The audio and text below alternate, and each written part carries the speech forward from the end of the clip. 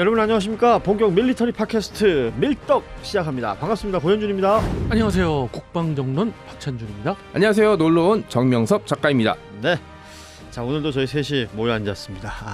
이제는 밀떡이 유튜브 상에서 제가 이제 쭉 보다 보니까요, 저희가 이제 녹음하는 시점하고 예? 이 업로드가 되는 시점하고 약간씩 차이가 좀 있잖아요. 그쵸, 네. 좀 더 빨리 올렸으면 좋겠다. 워낙에 뭐가 바뀌는 게 많아가지고. 맞습니다. 네. 그럼에도 불구하고 많은 분들이 댓글로 또 소통을 해주고 계시기 때문에 그렇습니다. 좀 더 분발해 주십사. 댓글 좀 더 많이 남겨주시고 구독도 좀 더 많이 해주시고 좋아요도 좀 더 많이 눌러주시기를 진심으로 기원합니다. 좀 많이 눌러주세요. 뉴스에 우크라이나 나오면 누르세요. 그죠. 네. 러시아 나와도 눌러줘야죠. 좋죠. 네. 뭐 미사일, 포탄 뭐 이런 얘기 나와도 눌러주세요. 다양한 뉴스들이 쏟아지고 있고 역시 그 러시아 우크라이나 이 전쟁 관련해서도 뉴스들이 나오고 있습니다. 뭐 저희가 이 시간에 얘기했던 내용들 중에 연결되는 것들이 제법 많기 때문에요. 네. 우크라이나 전황을 또 살펴보는 시간을 좀 가져야 될 것 같은데, 뭐 바흐무트 지역 푸틴은 여기 우리가 이겼다 뭐 이렇게 얘기를 했어요. 점령했다라고 이제 주장을 했는데 도시를 둘러싼 능선지대는 아직 우크라이나군이 장악하고 있고, 바흐무트가 애초부터 어떤 전략적인 높은 위치를 가지고 있었냐 그런 게 아니었기 때문에 전황에 큰 변화 이런 건 없었죠. 그러니까 어찌됐건 그 지난 G7에 이제 젤렌스키 우크라이나 대통령이 일본을 왔잖아요. 와갖고 또 아니다, 푸틴이 말한 거 아니다, 우리가 잘 지금 거기서 버티고 있다 뭐 이런 얘기를 또 했어요. 그러니까 뉴스만 보시는 분들 입장에서는 뭐야, 어떻게 된 거야 이렇게 생각할 수도 있을 것 같거든요. 예, 뭐 전쟁 상황에서 어떤 소식이 들릴 때 항상 양쪽의 그렇죠. 주장이 있죠. 그래서 진실은 과연 뭘까? 뭐 이런 우리가 이제 궁금증이 그럼요. 있고 그런데 여러 오신트 보도들을 종합해 보건대는 말씀 주셨던 내용들이 맞는 것 같아요. 바흐무트의 대부분 어떻게 보면 다른 한쪽으로 보면 바흐무트는 점령된 게 맞는 거고요. 예. 또 다른 면에서 보면 아직 점령이 아닌 게 계속 저항을 하고 있으니까 점령이 아닌 거고, 그리고 사실 바흐무트는 점령 여부에 큰 의미가 없다. 아하. 전략적 의미는 없다는 걸 다시 한번 말씀드리고요. 뭐 이게 광산 도시잖아요. 뭐 인구 그 전쟁 전에 한 5, 6만 네네. 이랬던 도시인데 위치상 여러 가지 측면에서 큰 전략적 메리트는 없다. 그렇지만 이것이 정치적으로 또는 상징적으로 점점 변하면서 네. 치열한 교전이 벌어졌고, 여기에서 우크라이나 입장에서는 러시아를 갖다가 점점 소모시켰다라는 전략인 거고, 러시아 입장에서는 바흐무트를 점령함으로써 돈바스 지역을 완전 점령한 거다라는 상징성을 거기다 그러니까 부여하는 메시지를 거죠. 주고 싶겠죠. 그렇죠. 각국의 국민들한테 또 예.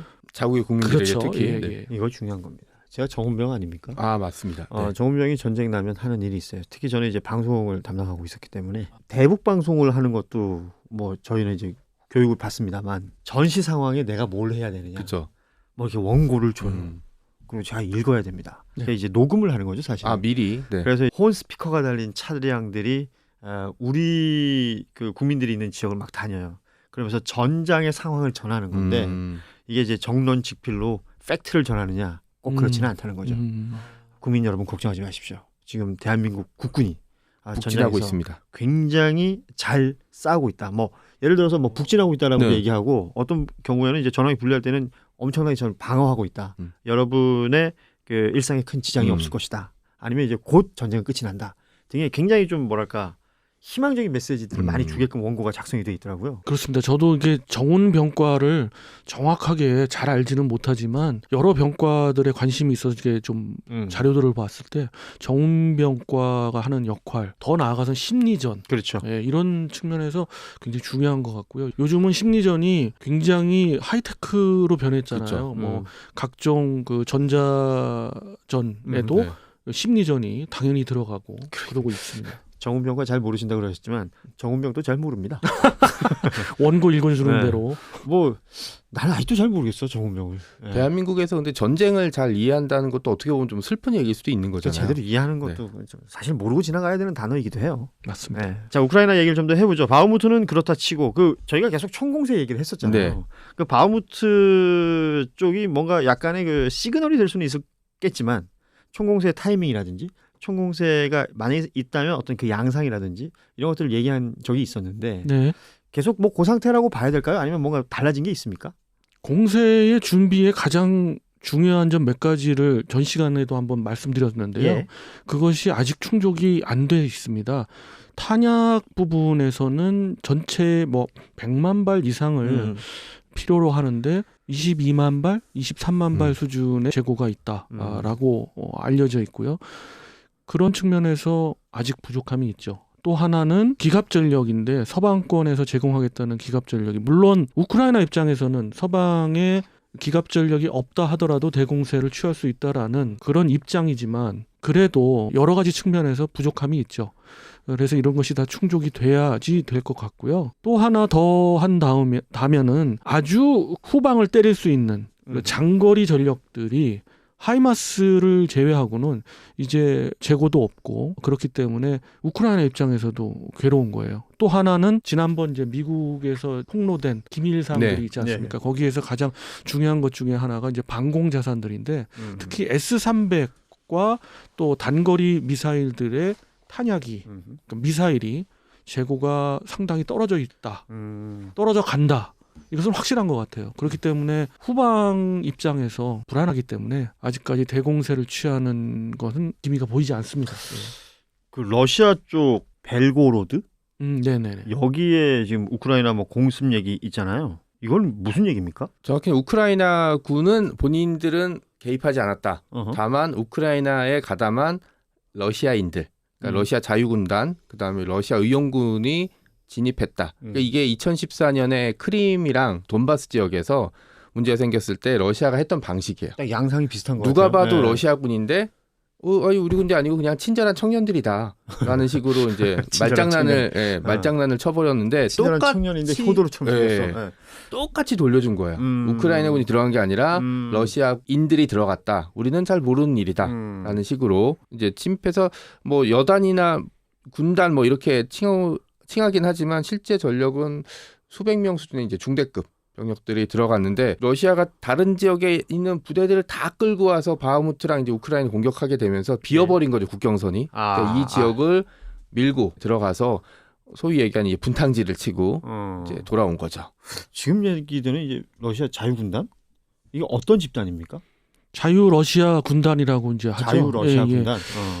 이 조직은 원래 그 러시아의 군인 출신이나 이런 사람들이 러시아의 그 현 정권, 푸틴 정권에 반해서 또 이러한 전쟁에 반대를 해서 조직이 된 그런 집단인데요. 사실 우크라이나의 이야기가 좀 신빙성이 많이 없는 것 중에 하나가 우선 자유 러시아 군단이라고 하는 것이 정식 우크라이나 사령부 전체 내에 편제돼 있어요. 그럼요. 네. 그리고 이름은 러시아가 붙어 있는데. 그렇습니다. 예. 그리고 전쟁 초반에는 그것을 명문화했고요. 그렇게 공표했는데 이제 지금 좀 상황이 다르니까 정 작가님 말씀대로 살짝 이제 다른 이야기를 하는 것인데 어찌 됐든 왜 그럼 자유 러시아 군단이 벨고로드 지역을 공습이라고 표현했지만 이제 강습이죠. 강습. 예. 강습을 했는가 찔러 본 거죠.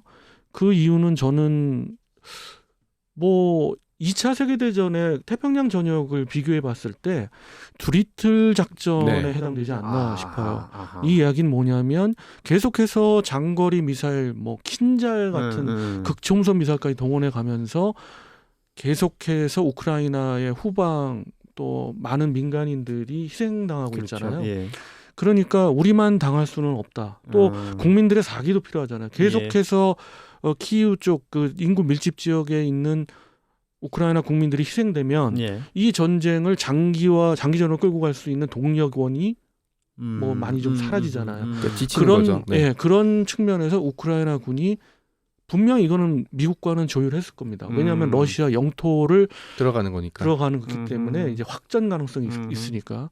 그래서 여러 가지 측면을 고려해서 자유 러시아 군단이 강습을 하지 않았나. 그러고 나서 이렇게 이제 밖으로 알려지는 건 일종의 선전 형태가 맞습니다. 네.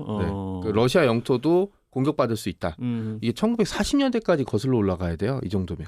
러시아 본토가 공격당한 거는. 그 전 이력을 찾아보자면. 그리고 러시아가 우리 영토 공격당하면 레드라인을 선을 넘는 거다. 가만 안 있겠다라고 했는데 이번에 뭐 딱히 한 건 없어요.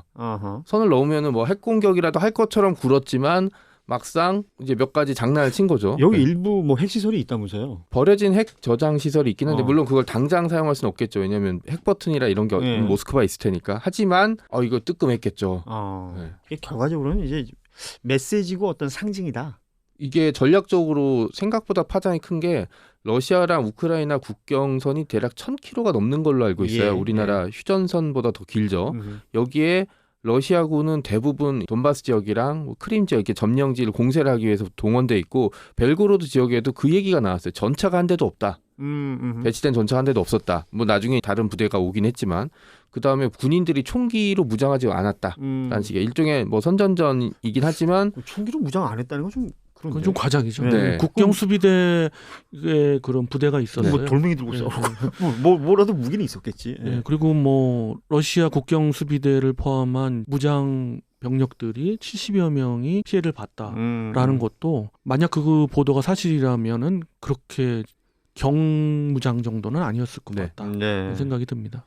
그러니까 지금 여기 보면 메시지 그러니까 자유 러시아 군단 여기서 냈던 메시지를 보면 우리는 여러분과 같은 러시아인이다. 우리 아이들이 평화롭게 자라길 바란다. 이제는 크렘린의 독재를 끝낼 때 이게 푸틴의 독재를 끝낼 때라는 얘기가 될 텐데 이런 메시지까지 발표를 했단 말이에요. 네.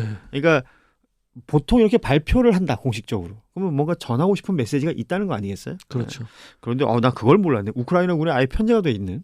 네. 정확히는 우크라이나 국제군단이라고 초창기에 영국이나 미국에서 지원병들이 몰려왔잖아요. 우리나라에서도 이근대에 갔었고. 그 이근대 말만 못하면. 네. 그래서 국제군단이 아예 편제가 됐었는데 가장 많은 수가 근처 지역에 뭐 조지아, 그다음에 벨라루스, 그다음에 폴란드나 다른 지역에서 왔었는데 전쟁이 길어지면서 러시아군 포로가 잡혔는데 일종의 전향을 한 거죠. 그래서 초기부터 전장이 등장하긴 했는데 사람들이 이렇게 규모가 커질 줄 몰랐는데 포로로 잡히고 전향을 했다. 그러니까 내부에서는 푸틴에 대한 반대 세력들이 존재했던 거죠.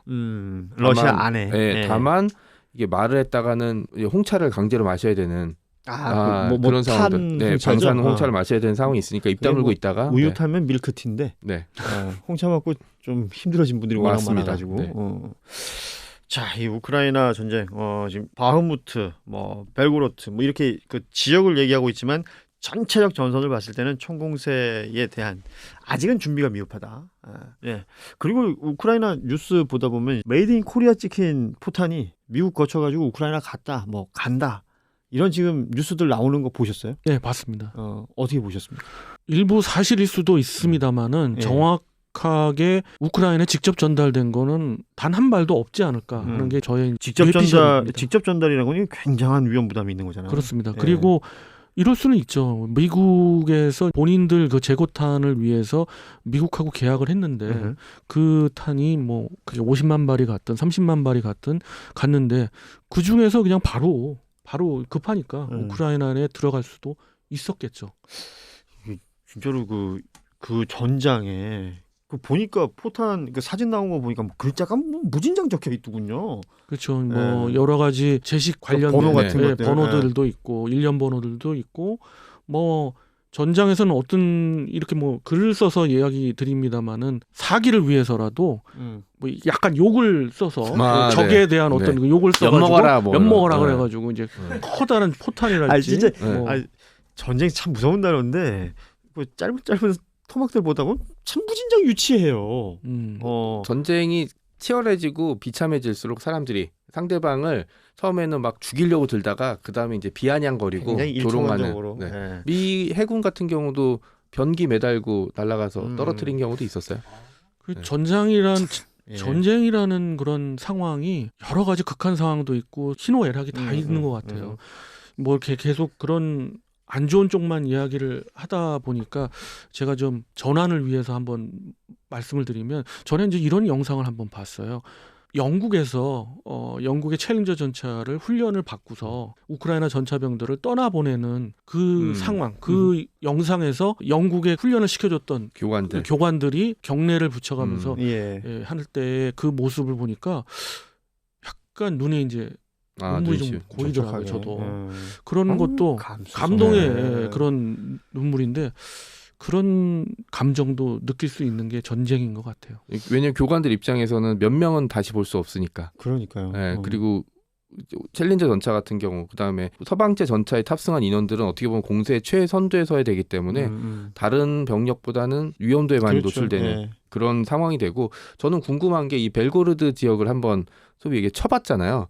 이런 식으로 또 다른 지역을 찔러볼까라는 게 좀 개인적으로 궁금해요. 총공세까지는 아직 시간이 좀 시간이 있다고 있고 봤을 때. 그다음에 또 하나는 국경선이 비어 있다는 건 이제 전 세계가 알게 됐어요. 아하, 러시아 그렇죠. 국경선 전체가 어디 다른 한쪽으로는 지역에 집중하고 있으나 네. 상대적으로 비어 있는 곳들이 있다. 그렇게 되면 러시아한테 또 망신 주기도 괜찮고 또 하나는 이게 어떻게든 자기 나라 영토가 점령당하고 막 그 민가가 부서지고 이러니까 러시아 입장에서도 공세하고 있던 병력 일부를 빼서 배치해야 되잖아요. 또 어디를 공격할지 모르니까.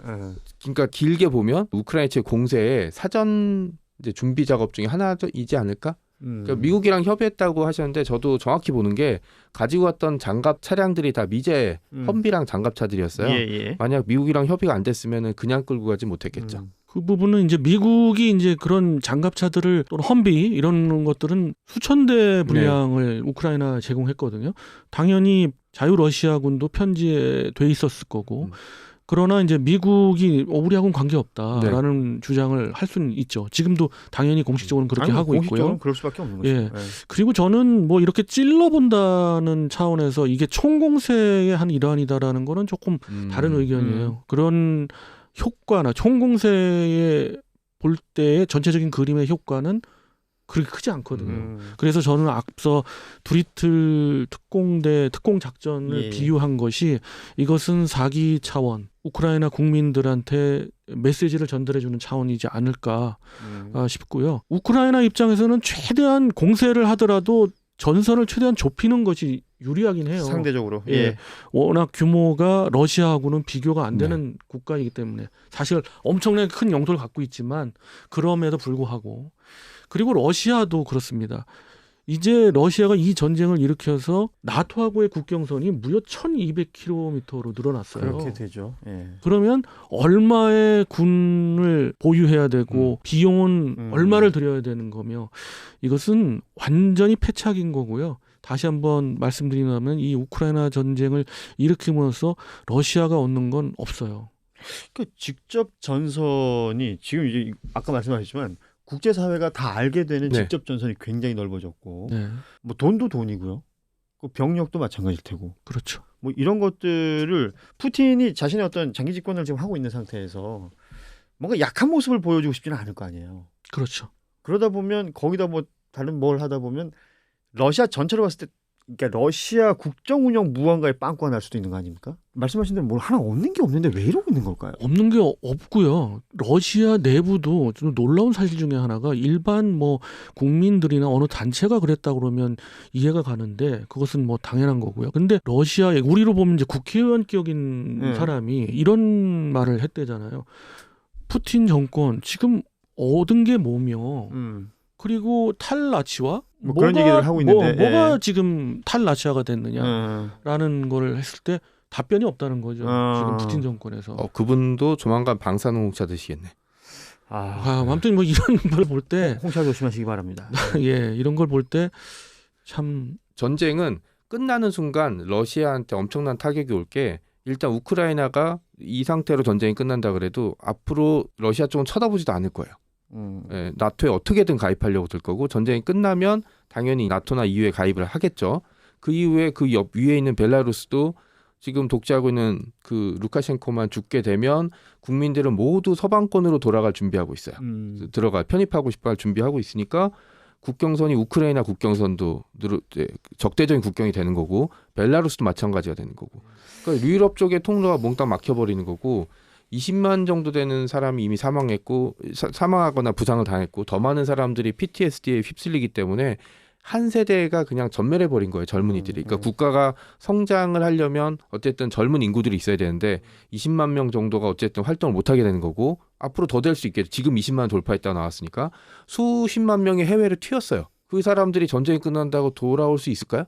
그리고 특히 고급 인력들. 네. 그나마 난민으로 갔던 사람들은 먹고 살 게 없으니까 돌아오라고 하면 돌아오겠지만 국가가 운영될 때 결정적인 중요한 고급 인력들은 해외에 나가서 자리를 잡을 수 있거든요. 그 사람들은 다시 안 돌아오겠죠. 그러니까 전쟁이 무서운 게 이거 같아요. 전쟁이 끝나면 그 피해도 있지만 그 피해를 복구하는데 제가 얘기했던 것만 다시 복구하려고 하면 적어도 한 세대나 두 세대. 근데 러시아는 침략자들, 말이 안 통하는 사람들. 그 전에는 뭐 대표적으로 독일이었겠지만 러시아랑 대화를 계속 해야 된다라는 식으로 얘기를 했는데 이제 말이 안 통하는 거잖아요. 그 러시아가 서방권이 편입됐다고 해서 군축도 했는데 다 망했고 그런 식으로 러시아는 전쟁 자체가 문제가 아니라 이후에 완전히 잃어버릴 게 많고 또 하나 생각하는 게 이제 두리틀 특공대 얘기하셨잖아요. 두리틀 특공대 때문에 어떻게 보면 미드웨이 해전이 벌어진 거였거든요. 감히 일왕이 사는 이 영토에 폭탄이 떨어졌어. 다시 미국을 한번 쳐야 돼 하고 이제 나왔던 게 어떻게 보면 좀 인과관계 길지만 벨고로드 공세가 별 큰 의미가 없다고는 하지만 전력적으로 푸틴이 어떻게 받아들이냐에 따라서 이제 제2의 미드웨이 같은 상황이 벌어질 수도 있다라고 저는 생각하고 있습니다. 러시아가 사실은 그 페레스트로이카 이후에 경제적으로 굉장히 곤란을 겪다가 최근에 뭐 에너지를 기반으로 해가지고 다시 살아나는 상황이었잖아요. 네. 그러다 보니 뭐 사실 전쟁까지 이어질 수도 있었을 것이다 생각할 수 있을 텐데 이번 우크라이나와의 이 전쟁을 치르고 나서 그 이후의 러시아의 모습은 낙관적으로 평가하시는 분들이 거의 없더라고요. 네, 여러 가지 생각들을 갖고 계시잖아요. 그런데 항상 귀결되는 것은 전망은 어둡다라는 것은 뭐 그런 것 같습니다. 네. 자, 우크라이나 전황 저희가 지금 녹음하는 이 시점까지 나와 있는 얘기들은 한번 해봤습니다. 그 앞으로 또 어떻게 전황이 펼쳐지게 될지 또 국제사회가 이 전쟁을 어떤 식으로 바라보고 또 어떤 식으로 영향을 미치게 될지 이런 것들도 저희가 좀 꼼꼼하게 다음 시간에 또 한번 이야기 나눠보도록 하겠습니다. 오늘은 여기서 마무리하겠습니다. 네, 마무리하기 전에 다시 한번 말씀드립니다. 구독, 좋아요. 예. 안녕. 안녕히 계세요.